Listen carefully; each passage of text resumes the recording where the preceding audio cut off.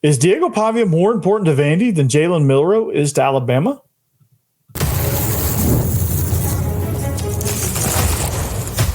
You are Locked On Vandy, your daily podcast on the Vanderbilt Commodores, part of the Locked On Podcast Network, your team every day. To the Locked On Vandy podcast on the Locked On Podcast Network, I'm your host, Corey Burton. Thanks for making Locked On Vandy your first listen every day. We're free and available wherever you get your podcasts and on YouTube as a part of the Locked On Podcast Network, your team every day. Today's episode is brought to you by Game Time. Download the Game Time app, create an account, and use code LOCKEDONCollege for $20 off your first purchase. Well, today we feature, and we talk about, and we discuss a sleeper X factor for Saturday's matchup. Who could it be?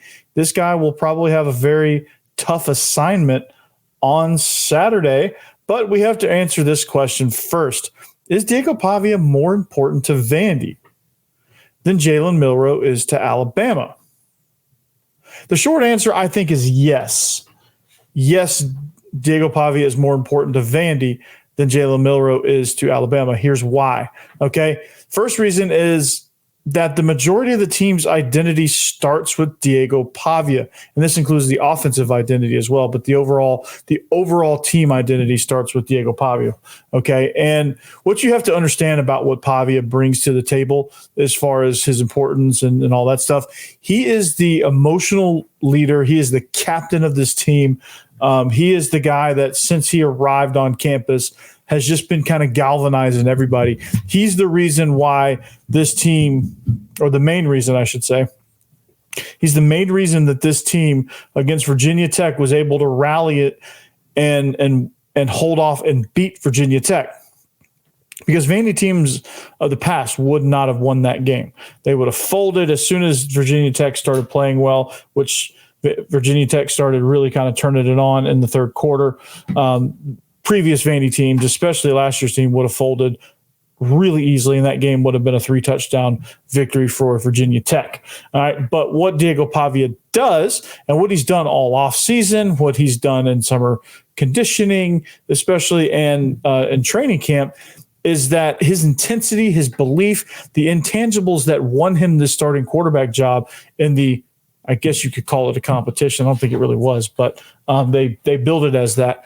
But just the qualities he has, the mental toughness to go out there and persevere through any adversity that Virginia Tech threw at us. Okay, the guys never panicked because Pavia was over there on the sidelines. He's like, "Hey, I got this. We got this," and he was high fiving everybody. He's like, "Hey, let's get it. All right, don't worry, the game's on me." Right? He is the emotional leader of this team. This team goes as Pavia goes. All right. Look at the two losses. Okay. Missouri. That was a thriller. Overtime thriller against the number 7th ranked team in the country. Think about what it takes to beat those guys, even if you're somewhat evenly matched. Vandy was nowhere close talent-wise. Well, they were sort of close, but I guess the starting 11s were close, but when you get past the starting 11 and start getting into rotational guys, that's where the difference lies, right? Vandy has no one close to Luther Burden, all right? And he's a difference maker. But Missouri just has more of those guys and has more of those guys up front. But Pavia made up for a lot of that, right? Pavia made plays with his legs. He kept things alive. He was an X factor. The defense would get jacked up because they're like, hey, we know Pavia is going to go out there and roll, so we got to play. We got to get him the ball back. And they played extra hard. The running backs ran hard. The receivers, God love them, they are struggling right now, but they are playing their butts off. And so a lot of that is because of the intangibles and the leadership qualities that Diego Pavia has. I haven't even talked about what kind of a football player he is. I've talked about just the intangible leadership qualities. And for that alone, that is the primary reason that I think that he is more important to Vandy than Jalen Milro is to Alabama. Now, and on the topic of leadership qualities, not saying Jalen Milro is not a leader at all and has none of these qualities. That's not what I'm saying at all. Jalen Milro has every bit of these leadership qualities, and he is a key piece of this Alabama roster. But when you look at the leadership qualities, it comes from other places as well. It comes from,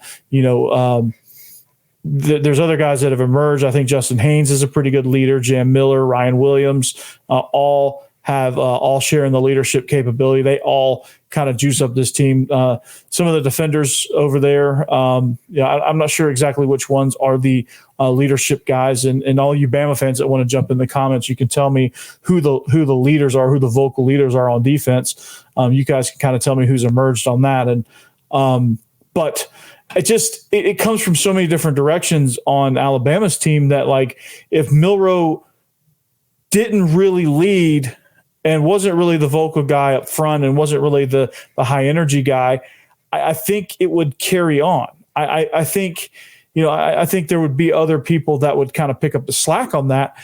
And I think if you lost that with Diego Pavia, I don't think Vanderbilt has the same energy. Pavia was down. He was kind of out of it. He was kind of whatever against Georgia State, and the team was flat. Like, the team goes as Pavia goes. The team, Alabama, does not go as Milro goes. They kind of have their own identity team-wide, and it's kind of just a collective thing over there. And it doesn't matter the pieces that you plug into it. If you don't fit into the machine, you're not going to be a factor. And Milro fits perfectly into the machine, and he could lead if he wants to. He just doesn't have to, right? And that's the very small difference when you talk about leadership. Whereas Pavia has to put the team on his back. He has to carry them. He has to juice them up. He has to provide all of that to elevate the people around him. Jalen Milro doesn't have to. He does. He provides plenty of juice. He's got a ton of talent. I haven't even talked about talent. I haven't even gotten to that yet. But he has plenty of juice. He has plenty of leadership qualities as the quarterback.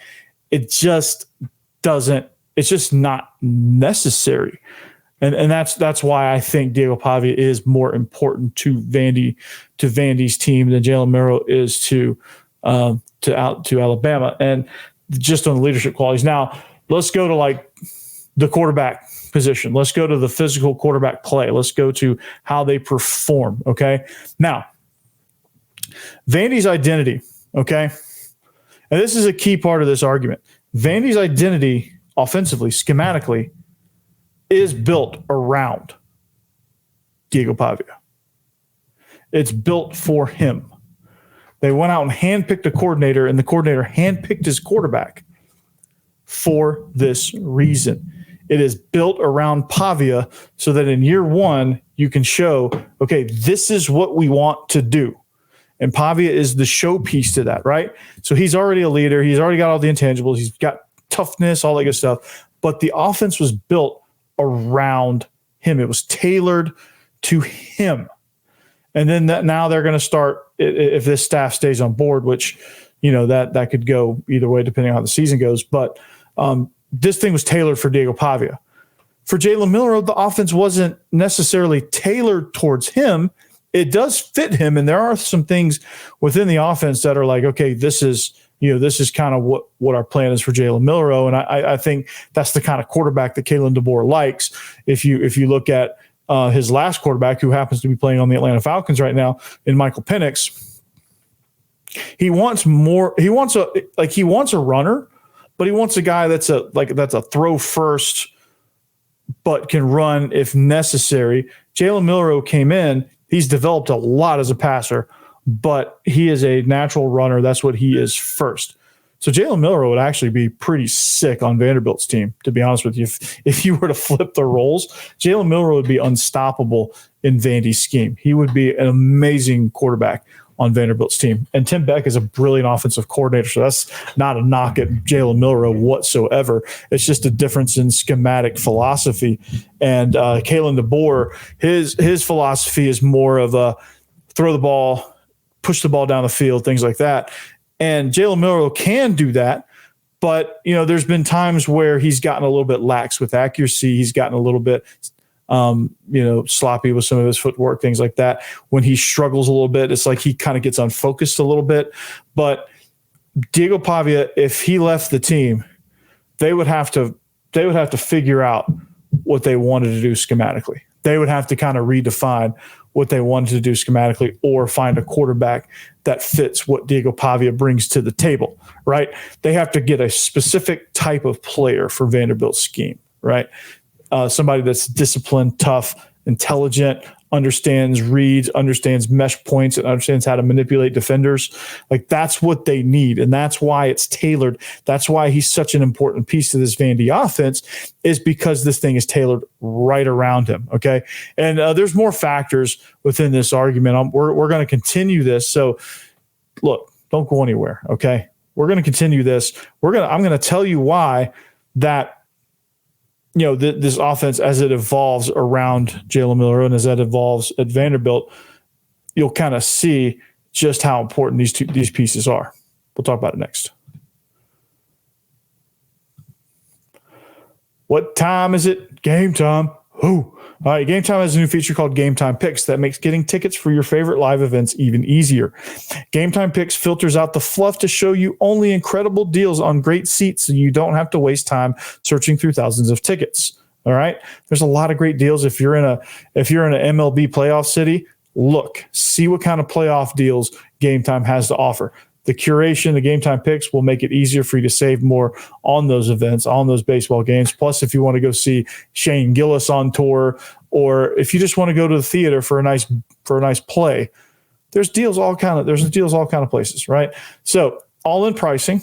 I love this feature. You got to toggle it up front, and it means that there's no surprise fees at checkout. So you flip that switch on, and it shows you the total up front. So, like when you're loading your cart, you see exactly, there's no taxes. There's no you click the next screen and the price goes up because of tax. It's all there. So, All right.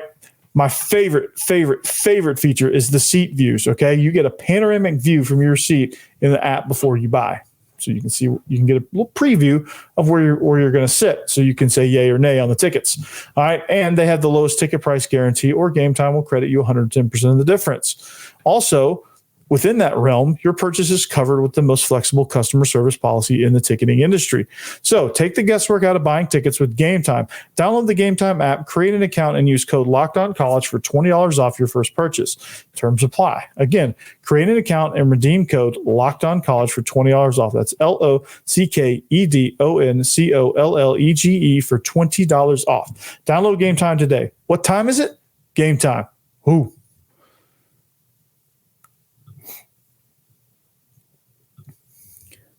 All right, welcome back. Locked On Vandy. Thanks for making us your first listen. We're answering the question: is Diego Pavia more important to Vandy than Jalen Milro is to Alabama? Okay. My answer is yes. Okay. For a lot of reasons. Leadership qualities. I think Vandy leans on Diego Pavia more. We said that. Okay. Alabama doesn't lean on Jalen Milro. They like that he's a leader.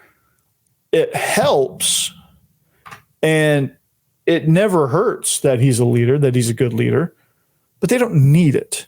If he didn't do that and he just played quarterback, they would still have a lot of the same leadership qualities, because that thing is such a machine right now that, it kind of just runs itself. So Jalen Milroe is a piece to it, right? And you could change out the quarterbacks essentially with that quality, and it would kind of function the same. Now, obviously, Jalen Milro, if you switched him out with another quarterback, quarterback play wise, would be totally different, probably a massive downgrade.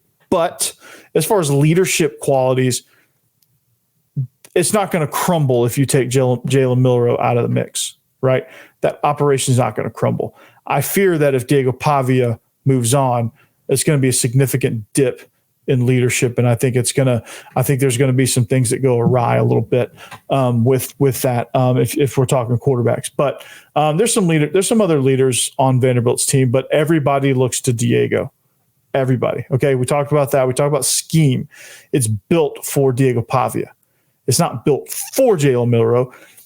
It's custom fit to Jalen Milro, but it's not built for him, if that makes sense, right? There's some pieces that allow Jalen Milro to operate effectively, but the whole thing's not saying, okay, Jalen Milro, you're the guy that this thing is designed for, right? It's really designed for a guy like Michael Penix. It's just he's added elements to make Jalen Milro more comfortable within that scheme. So, but let's do the injury test, okay? God forbid something happens to Diego Pavia and Jalen Milro, okay? God forbid it. If you took Jalen, let's start with Pavia. If you took Diego Pavia out of this lineup, okay, let's say he stubs his toe, you take him out of the lineup. He's in the tent for like 4 series, okay? Within those 4 series, I think Tim Beck would have trouble trying to figure out how the next quarterback could fit within the system. I think the next quarterback would kind of, because the quarterbacks that are here are either freshmen that are still learning the system that have been recruited, or it's a transfer portal guy that didn't play in this type of system at Utah, and that's Nate Johnson. I think they would struggle, at least for a little while, until they kind of got the hang of it and kind of, obviously these things adjust based on who's in there. But I think you would see a downtick in production if you took out Diego Pavia. I think you'd see a bigger downtick with Pavia coming out than you would with Miller coming out. Like, let's say you put Ty Simpson in and Nate Johnson. I think the bigger dip would be on the Vanderbilt side, because there's the pieces around him haven't emerged yet, and it's all kind of reliant on the quarterback making those guys better. You change that quarterback piece, and all of a sudden things get discombobulated, and things just are thrown way off into out of rhythm, out of sync. With Alabama, if the quarterback can deliver the ball on time, to be honest, if you're throwing to Ryan Williams, I could throw to Ryan Williams. That guy's amazing. I just got to get in the vicinity. That guy's coming down with it, right? And so to me, you can essentially, I mean, not totally, but you could essentially throw in a different quarterback and get a similar result. I don't think the downswing for Bama is as much as it would be for Vandy if you took both quarterbacks out. I think Bama has enough and has enough of, like, their offensive machine is just kind of, all right, the quarterback is obviously the key piece because he's the quarterback, but this thing can function no matter who's in there. It is built to function no matter who's in there. Now, I worry about Vandy's offense should Pavia move on, or when Pavia moves on, because they're going to have to kind of retailor it to whoever wins the quarterback job next year. So that kind of worries me a little bit, but it's very much customized for Diego Pavia. For Jalen Milro, it is the Kalen DeBoer system that's slightly adjusted for him, but not a ton. So you have guys that fit within that system, not the system of fit the guy, if that makes sense. And that's the key difference. So you take the guy out of the system that's created for him, you're going to see a massive, massive downswing. You take the guy out of the system that is adjusted for him, then you just have to make a couple tweaks for Ty Simpson, and you could still throw rockets out there to Ryan Williams, and he's still going to do his thing. You can turn and hand the ball to Jan Miller and Justice Haynes, and they're still going to do their thing. So it doesn't really affect as much with him out as it would with Pavia out, and that's the key differences. So I just got to thinking about it, because, like, when you look at how this team has been doing and how they come into this game, there's some guys that have emerged as leaders. Don't get me wrong, Pavia is not the only leader, but there's guys that have emerged thanks to kind of Diego Pavia just kind of setting the example a little bit. Like AJ Newberry's he's turned a corner a little bit. Quincy Skinner has turned a corner a little bit, probably could do more. Langston Patterson, Brian Longwell, not Bryce, it was Bryce Callum, Brian Longwell. You got those guys that are kind of emerging. CJ Taylor could step into the forefront a little more if you wanted to. That would be wonderful. But you're starting to see some guys kind of take ownership now, and it's starting to kind of catch on. So the culture is slowly shifting from one guy trying to hurrah it all to, okay, some guys have joined in. But again, if you answer the question, what's more devastating? I mean, to really settle this battle, you just got to answer the question: what's more devastating? What's the more devastating effect? Take Diego Pavia out of Vandy or take Jalen Milro out of Alabama? And I think the answer is pretty simple there. You take Pavia out of Vanderbilt, that team crumbles. That team's probably 0-4 if Diego Pavia's not here. No offense to the other guys. I just think things would have been done differently. I think things would have gone slower maybe, or it just would have been different. And some of the growing pains that you have when you switch coordinators don't exist because you have a veteran guy in the driver's seat, where if you didn't have that veteran guy, you'd probably have more of those growing pains, and you probably don't beat Virginia Tech. You're probably sitting at 1-3, truthfully, because of the growing pains instead of 2-2, which could have very easily been 4-0, if not for like a small handful of plays and 7 points. It could have been 4-0. But this is going to be an interesting game. The crowd, I think, is going to be it'll be interesting to see kind of what shows up at Vanderbilt, because Vanderbilt's on a 2-game losing streak. It'll be interesting if Vanderbilt fans decide to hold on to their tickets and do like they did at Alcorn and make it black and gold, or if they're gonna let a Bama takeover happen. I think that'll be interesting. But there's an X factor in this game that we haven't talked about that could be a huge X factor that nobody sees coming.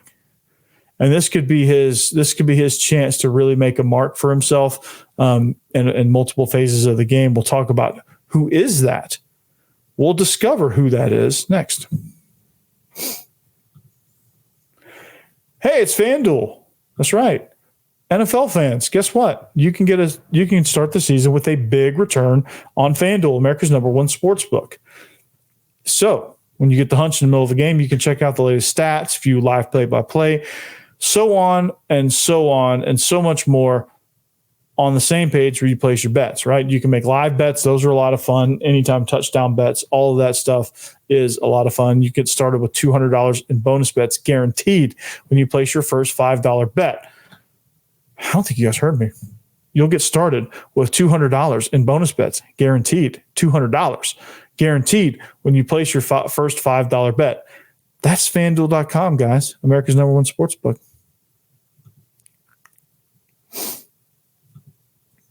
All right, welcome back. Segment number 3. We are wrapping up the show here.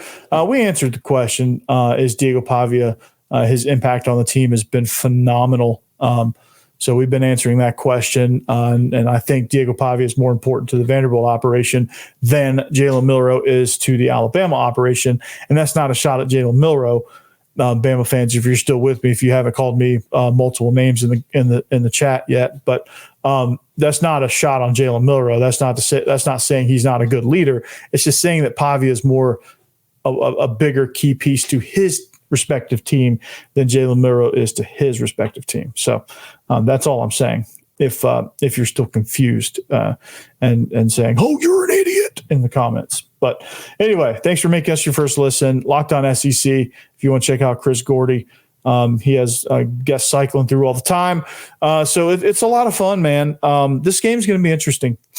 Absolutely interesting. And it's going to be, the crowd's going to be interesting. But you know what psychs up a crowd? Punt return TDs, right? And the sleeper X factor in this game, I think, is going to be Martell Height. Okay. And he's a guy that really, really interests me here, not only in the punt return game, because he can really make a difference in the special teams, but also as a defensive back. Okay. Martell Height has, right now he is on pace for 30 tackles. He's got a lot of targets. He's had some pass breakups, not a lot of interceptions, but he's a guy that's doing a really good job defending. I don't think he's getting too many targets thrown his way right now. If he draws Ryan Williams as an assignment, he'll get all the work he could ever dream of. But I think with Vandy being hit hard at the cornerback position with injuries, he's an important one that stepped up and produced. He's also had 3 punt return TDs as well.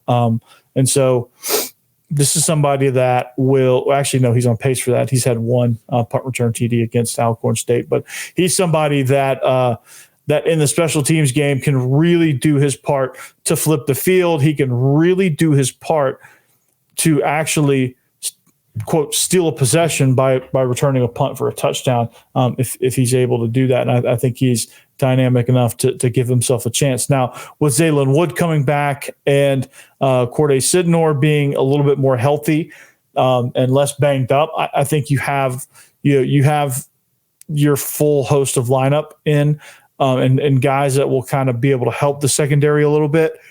And so with Martell Height, I don't know what they're going to focus on, more zone, or if they're going to try to play man-to-man. I don't know what they're going to do. I don't know how aggressive they're going to be. I think they should be fairly aggressive. And if they have to do whatever they can to try to get Jalen Milro off his spot, throwing from a bad platform, flushing him, which could be dangerous, but also get him out of rhythm at the same time. So you got to kind of, when you flush him, you've got to force a throw or force an attempted throw rather than giving him a run lane that when he flushes, he can just take off and go, because he's dangerous once he decides to run. He's dangerous. But the unfortunate, possibly unfortunate assignment, or fortunate, depending on how you look at it, is Ryan Williams. He's going to be a problem for this defense, and he's going to be a problem for a lot of defenses, not just Vandy's. But that guy's a special guy. And I said in an earlier episode that as a 17-year-old, your goal is to try to frustrate him, fluster him.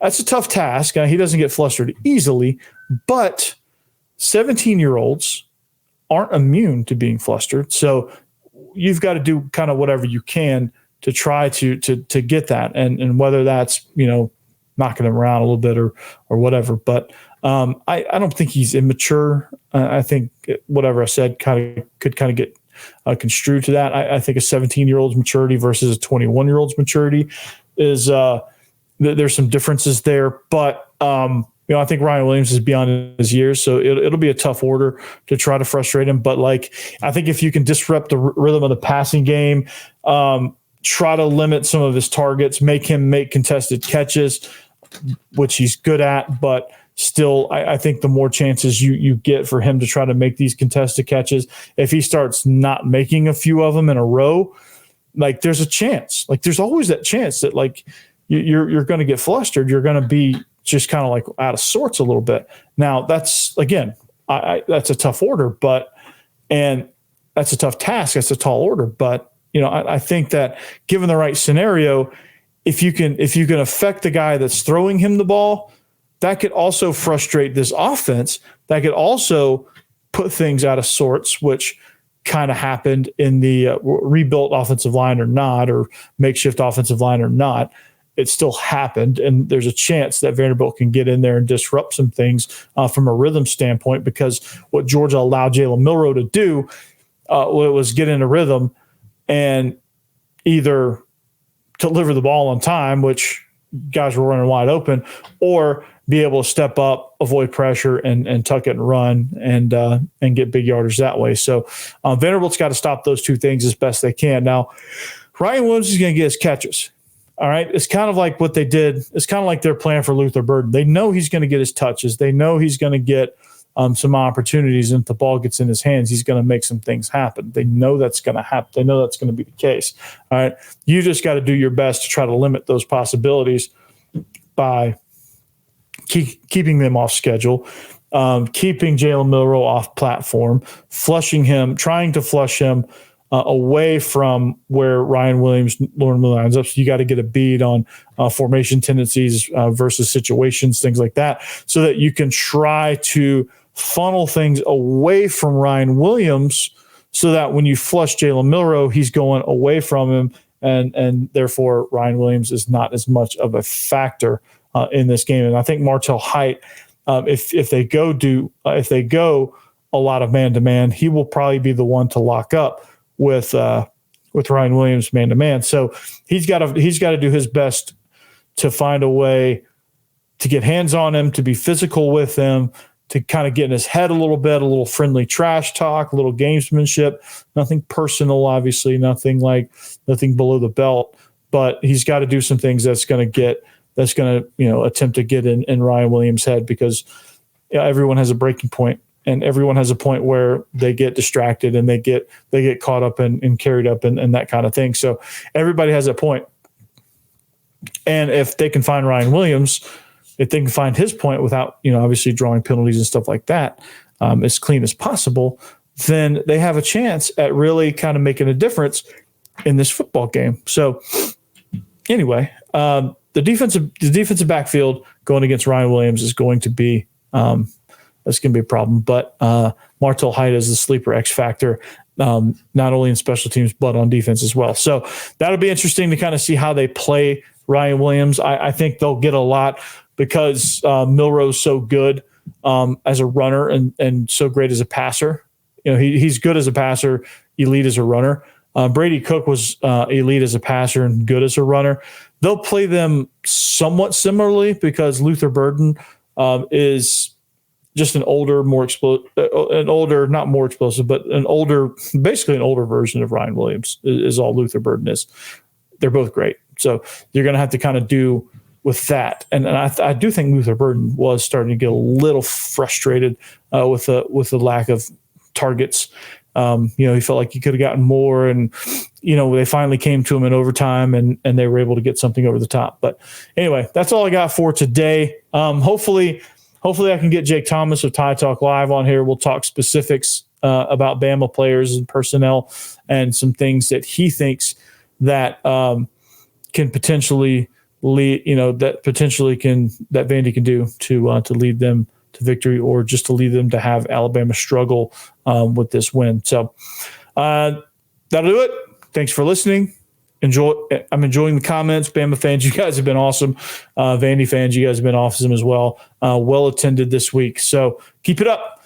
We'll talk at you later. Anchor down.